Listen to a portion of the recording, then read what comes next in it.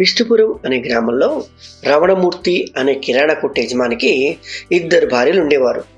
మొదటి భార్య శారదకు పెళ్ళైన 5 ఏళ్ళు అయినా కానీ ఆమెకు సంతానం కలగకపోవడం వల్ల ఆమె అనుమతితోనే అతను 2వ వివాహం చేసుకుంటాడు.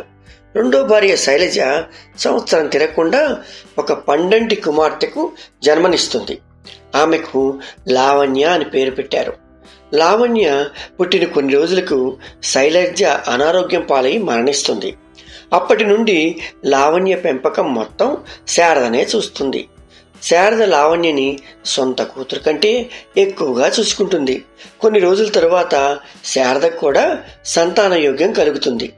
ఆమెకు కూడా ఒక కూతురు పుడుతుంది. ఆమె పేరు గీత అని పెడతారు. లావణ్య గీతని చాలా ప్రేమిస్తూ ఉంటుంది. గీత లావణ్యని మొదట అక్కలా భావించిన ఇరుగు పొరుగు వాళ్ళు మాటలతో ఆమెలో మార్పు వస్తుంది.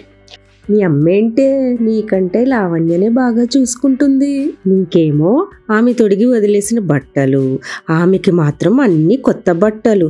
అసలు నువ్వు సొంత కూతురువే కదా. నువ్వు సొంత కూతురు అయ్యుండి నిన్ను సవతి కూతురులా ఎందుకు చూస్తుంది? ఏంటో నీ గతి పాపం. గీత మనసులో ద్వేషం నూరిపోసింది. గీత ఇంటికి ఏడుస్తూ వెళ్ళి శారదతో, అమ్మా, నాకెప్పుడు నువ్వు పాత బట్టలు ఎందుకు వేస్తావు?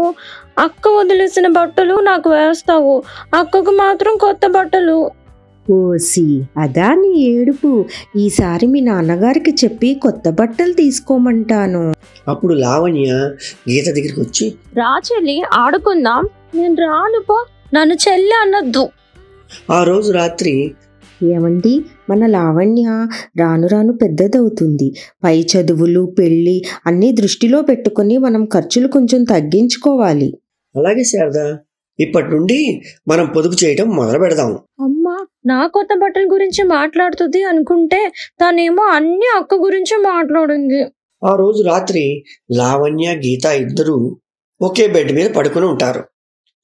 గీతకి లావణ్య మీద కోపం వచ్చి నిద్రమత్తులో ఉన్నట్టు కాళ్లతో కొడితే లావణ్య వెళ్ళి కింద పడుతోంది.